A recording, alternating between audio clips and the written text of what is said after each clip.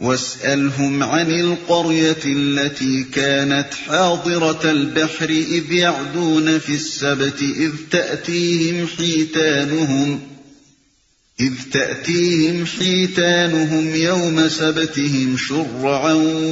ويوم لا يسبتون لا تأتيهم كذلك نبلوهم بما كانوا يفسقون۔ اور ذرا ان سے اس بستی کا حال بھی پوچھو جو سمندر کے کنارے واقع تھی، انہیں یاد دلاؤ وہ واقعہ کہ وہاں کے لوگ سبت یعنی ہفتے کے دن احکام الہی کی خلاف ورزی کرتے تھے، اور یہ کہ مچھلیاں سبت ہی کے دن ابھر ابھر کر سطح پر ان کے سامنے آتی تھیں اور سبت کے سوا باقی دنوں میں نہیں آتی تھیں۔ یہ اس لیے ہوتا تھا کہ ہم ان کی نافرمانیوں کی وجہ سے ان کو آزمائش میں ڈال رہے تھے۔ اس بستی کا حال بھی پوچھو جو سمندر کے کنارے واقع تھی۔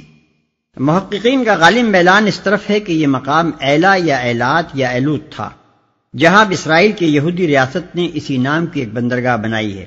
اور جس کے قریب ہی اردن کی مشہور بندرگاہ عقبہ واقع ہے۔ اس کی جائے وقوع بحر قلزم کی اس شاخ کے انتہائی سرے پر ہے جو جزیرہ نماء سینا کے مشرقی اور عرب کے مغربی ساحل کے درمیان ایک لمبی خلیج کی صورت میں نظر آتی ہے۔ بنی اسرائیل کے زمانہ عروج میں یہ بڑا اہم تجارتی مرکز تھا۔ حضرت سلیمان علیہ السلام نے اپنے بحر قلزم کے جنگی و تجارتی بیڑے کا صدر مقام اسی شہر کو بنایا تھا۔ جس واقعے کی طرف یہاں اشارہ کیا گیا ہے اس کے متعلق یہودیوں کی کتب مقدسہ میں کوئی ذکر ہمیں نہیں ملتا، اور ان کی تاریخیں بھی اس باب میں خاموش ہیں، مگر قرآن مجید میں جس انداز سے اس واقعے کو یہاں اور سورہ بقرہ میں بیان کیا گیا ہے، اس سے صاف ظاہر ہوتا ہے کہ نزول قرآن کے دور میں بنی اسرائیل بالعموم اس واقعے سے خوب واقف تھے، اور یہ حقیقت ہے کہ مدینہ کے یہودیوں نے جو نبی صلی اللہ علیہ وسلم کی مخالفت کا کوئی موقع ہاتھ سے جانے نہ دیتے تھے، قرآن کے اس بیان پر قطعاً کوئی اعتراض نہیں کیا۔ سبت ہی کے دن ابھر ابھر کر سطح پر ان کے سامنے آتی تھی۔ سبت ہفتہ کے دن کو کہتے ہیں۔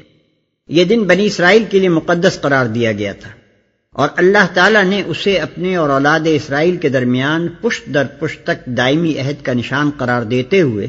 تاکید کی تھی کہ اس روز کوئی دنیاوی کام نہ کیا جائے، گھروں میں آگ تک نہ جلائی جائے، جانوروں اور لونڈی غلاموں تک سے کوئی خدمت نہ لی جائے، اور یہ کہ جو شخص اس ضابطے کی خلاف ورزی کرے اسے قتل کر دیا جائے۔ لیکن بنی اسرائیل نے آگے چل کر اس قانون کی علانیہ خلاف ورزی شروع کر دی۔ یرمیہ نبی کے زمانے میں جو 628 اور 586 قبل مسیح کے درمیان گزرے ہیں، خاص یروشلم کے پھاٹکوں سے لوگ سبت کے دن مال اسباب لے لے کر گزرتے تھے۔ اس پر نبی موصوف نے خدا کی طرف سے یہودیوں کو دھمکی دی کہ اگر تم لوگ شریعت کی اس کھلم کھلا خلاف ورزی سے باز نہ آئے تو یروشلم نذر آتش کر دیا جائے گا۔ یرمیہ باب 17 آیت 21 تا 27۔ اسی کی شکایت حزقییل نبی بھی کرتے ہیں، جن کا دور 595 اور 536 قبل مسیح کے درمیان گزرا ہے۔ چنانچہ ان کی کتاب میں سب کی بے حرمتی کو یہودیوں کے قومی جرائم میں سے ایک بڑا جرم قرار دیا گیا ہے۔ حزقییل باب 20 آیات 12 تا 24۔ ان حوالوں سے یہ گمان کیا جا سکتا ہے کہ قرآن مجید یہاں جس واقعے کا ذکر کر رہا ہے وہ بھی غالباً اسی دور کا واقعہ ہوگا۔ ان کی نافرمانیوں کی وجہ سے ان کو آزمائش میں ڈال رہے تھے۔ اللہ تعالیٰ بندوں کی آزمائش کے لیے جو طریقے اختیار فرماتا ہے ان میں سے ایک طریقہ یہ بھی ہے کہ جب کسی شخص یا گروہ کے اندر فرما برداری سے انحراف اور نافرمانی کی جانب میلان بڑھنے لگتا ہے تو اس کے سامنے نافرمانی کے مواقع کا دروازہ کھول دیا جاتا ہے تاکہ اس کے وہ میلانات جو اندر چھپے ہوئے ہیں کھل کر پوری طرح نمایاں ہو جائیں، اور جن جرائم سے وہ اپنے دامن کو خود داغدار کرنا چاہتا ہے ان سے وہ صرف اس لیے باز نہ رہ جائے کہ ان کے ارتکاب کے مواقع اسے نہ مل رہے ہوں۔ وَإِذْ قَالَتْ أُمَّةٌ مِّنْهُمْ لِمَ تَعِظُونَ قَوْمًا اللَّهُ مُهْلِكُهُمْ أَوْ مُعَذِّبُهُمْ عَذَابًا شَدِيدًا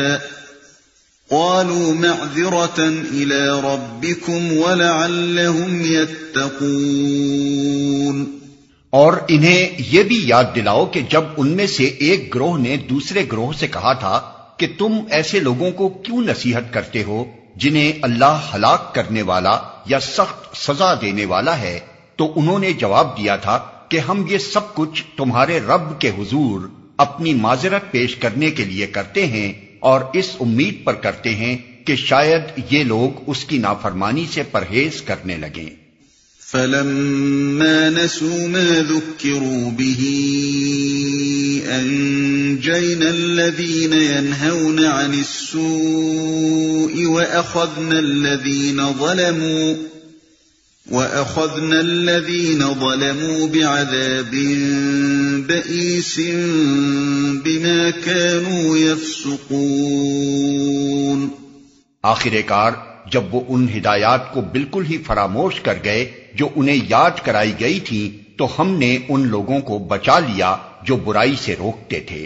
اور باقی سب لوگوں کو جو ظالم تھے ان کی نافرمانیوں پر سخت عذاب میں پکڑ لیا۔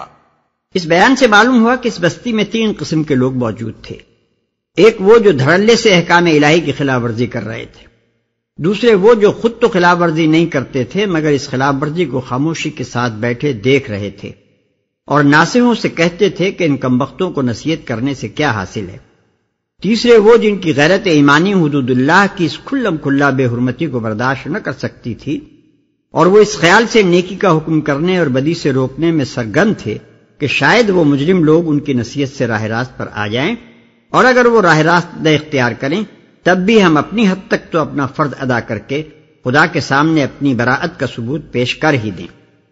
اس صورتحال میں جب اس بستی پر اللہ کا عذاب آیا تو قرآن مجید کہتا ہے کہ ان تینوں گروہوں میں سے صرف تیسرا گروہ ہی اس سے بچا لیا گیا، کیونکہ اسی نے خدا کے حضور اپنی معذرت پیش کرنے کی فکر کی تھی، اور وہی تھا جس نے اپنی براءت کا ثبوت فراہم کر رکھا تھا۔ باقی دونوں گروہوں کا شمار ظالموں میں ہوا اور وہ اپنے جرم کی حد تک مبتلا عذاب ہوئے۔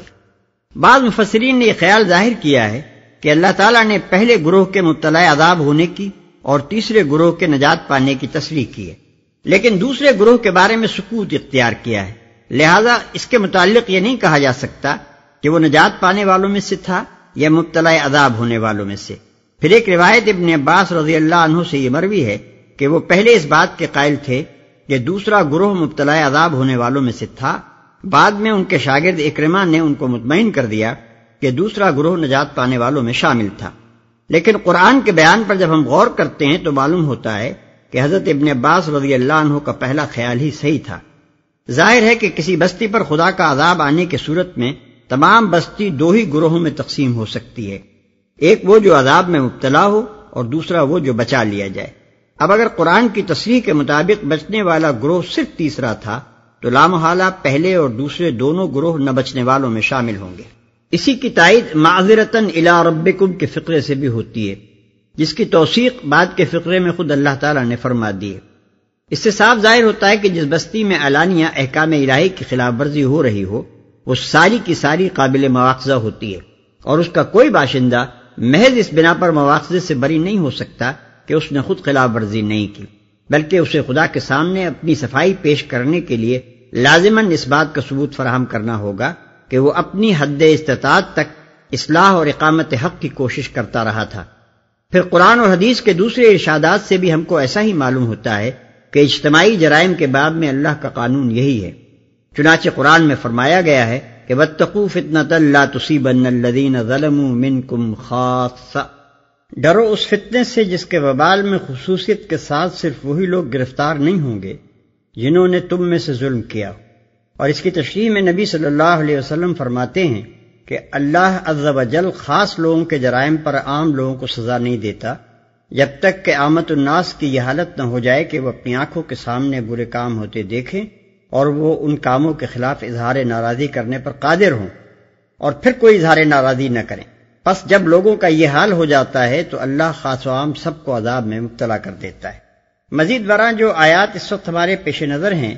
ان سے یہ بھی معلوم ہوتا ہے کہ اس بستی پر خدا کا عذاب 2 قسطوں میں نازل ہوا تھا۔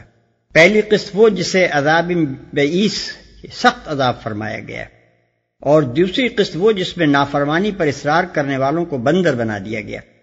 ہم ایسا سمجھتے ہیں کہ پہلی قسط کے عذاب میں پہلے دونوں گروہ شامل تھے اور دوسری قسط کا عذاب صرف پہلے گروہ کو دیا گیا تھا۔ واللہ اعلم بالصواب۔ ان اصبت فمن اللہ وان اخطأت فمن نفسی واللہ غفور رحیم۔ فلما عتوا عما نهوا عنه قلنا لهم كونوا قردة خاسئين۔ پھر جب وہ پوری سرکشی کے ساتھ وہی کام کیے چلے گئے جس سے انہیں روکا گیا تھا تو ہم نے کہا کہ بندر ہو جاؤ ذلیل اور خوار۔ وَإِذْ تَأَذَّنَ رَبُّكَ لَيَبْعَثَنَّ عَلَيْهِمْ إِلَى يَوْمِ الْقِيَامَةِ مَن يَسُومُهُمْ سُوءَ الْعَذَابِ إِنَّ رَبَّكَ لَسَرِيعُ الْعِقَابِ وَإِنَّهُ لَغَفُورٌ رَّحِيمٌ۔ اور یاد کرو جبکہ تمہارے رب نے اعلان کر دیا کہ وہ قیامت تک برابر ایسے لوگ بنی اسرائیل پر مسلط کرتا رہے گا جو ان کو بدترین عذاب دیں گے۔ یقیناً تمہارا رب سزا دینے میں تیز دست ہے اور یقیناً وہ درگزر اور رحم سے بھی کام لینے والا ہے۔ تمہارے رب نے اعلان کر دیا۔ اصل میں لفظ تأذن استعمال ہوا ہے جس کا مفہوم تقریباً وہی ہے جو نوٹس دینے یا خبردار کر دینے کا ہے، جو ان کو بدترین عذاب دیں گے۔ یہ تنبیہ بنی اسرائیل کو تقریباً 8ویں صدی قبل مسیح سے مسلسل کی جا رہی تھی، چنانچہ یہودیوں کے مجموعہ کتب مقدسہ میں یسیہ اور یرمیہ اور ان کے بعد آنے والے انبیاء کی تمام کتابیں اسی تنبیہ پر مشتمل ہیں۔ پھر یہی تنبیہ مسیح علیہ السلام نے انہیں کی، جیسا کہ اناجیل میں ان کی متعدد تقریروں سے ظاہر۔ آخر میں قرآن نے اس کی توثیق کی۔ اب یہ بات قرآن اور اس سے پہلے صحیفوں کی صداقت پر ایک بین شہادت ہے کہ اس وقت سے لے کر آج تک تاریخ میں کوئی دور ایسا نہیں گزرا ہے جس میں یہودی قوم دنیا میں کہیں نہ کہیں روندی اور پامال نہ کی جاتی رہی ہو۔ وَقَطَّعْنَاهُمْ فِي الْأَرْضِ أُمَمًا مِّنْهُمُ الصَّالِحُونَ وَمِنْهُمْ دُونَ ذَلِكَ وَبَلَوْنَاهُمْ بِالْحَسَنَاتِ وَالسَّيِّئَاتِ لَعَلَّهُمْ يَرْجِعُونَ۔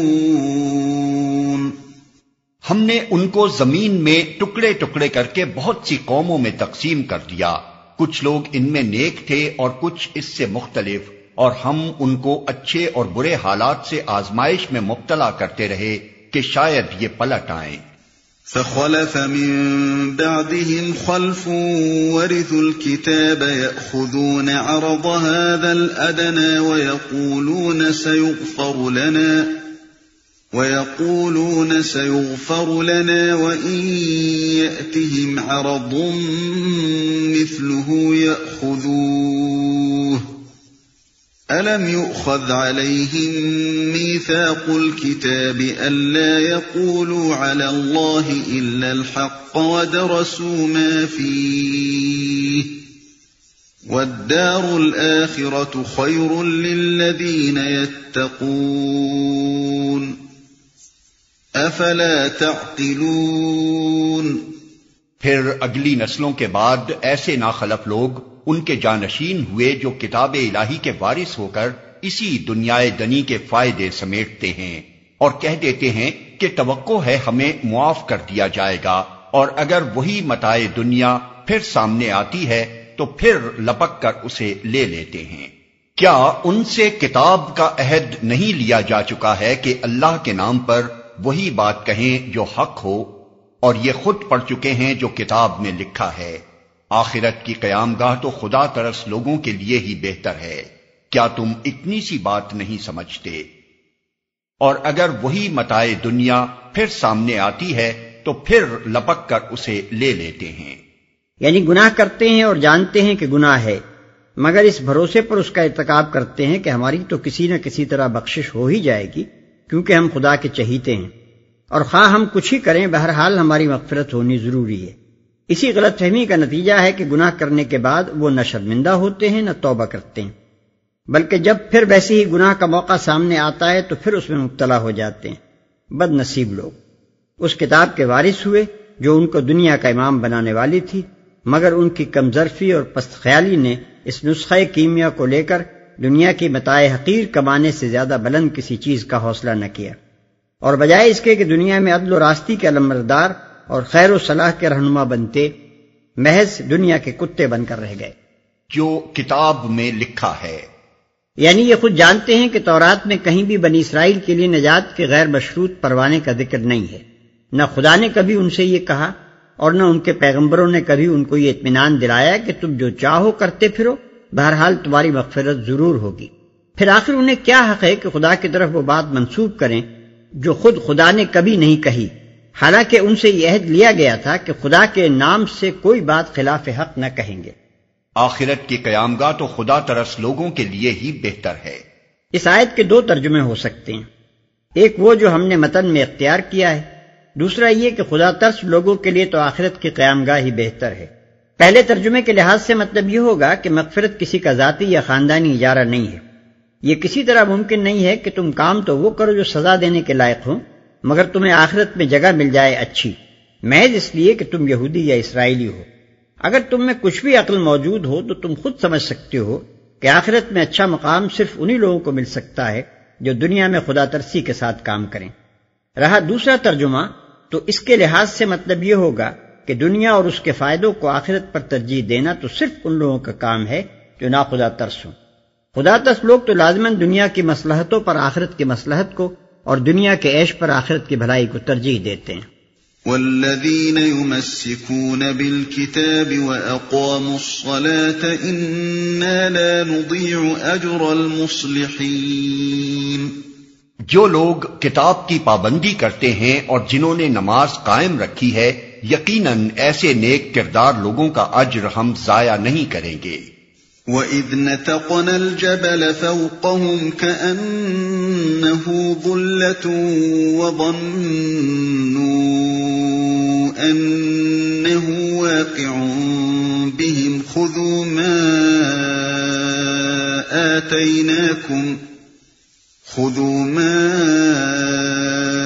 آتَيْنَاكُمْ بِقُوَّةٍ وَاذْكُرُوا مَا فِيهِ لَعَلَّكُمْ تَتَّقُونَ۔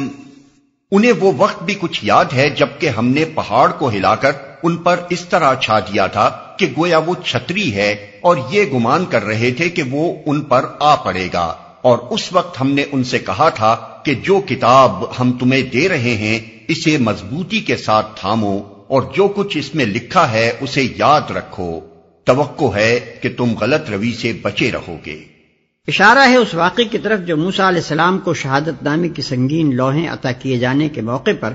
کوہ سینا کے دامن میں پیش آیا تھا۔ بائبل میں اس واقعے کو ان الفاظ میں بیان کیا گیا ہے، اور موسیٰ لوگوں کو خیمہ گاہ سے باہر لایا کہ خدا سے ملائے، اور وہ پہاڑ کے نیچے آ کھڑے ہوئے اور کوہ سینا اوپر سے نیچے تک دھوئیں سے بھر گیا، کیونکہ خداوند شعلے میں ہو کر اس پر اترا اور دھواں تنور کے دھوئیں کی طرح اوپر کو اٹھ رہا تھا، اور وہ سارا پہاڑ زور سے ہل رہا تھا۔ خروج باب 19 آیت 17 اور 18۔ اس طرح اللہ تعالیٰ نے بنی اسرائیل سے کتاب کی پابندی کا عہد لیا، اور عہد لیتے ہوئے خارج میں ان پر ایسا ماحول طاری کر دیا جس سے انہیں خدا کے جلال اور اس کی عظمت و برتری اور اس کے عہد کی اہمیت کا پورا پورا احساس ہو، اور وہ اس شہنشاہ کائنات کے ساتھ میثاق استوار کرنے کو کوئی معمولی سی بات نہ سمجھیں۔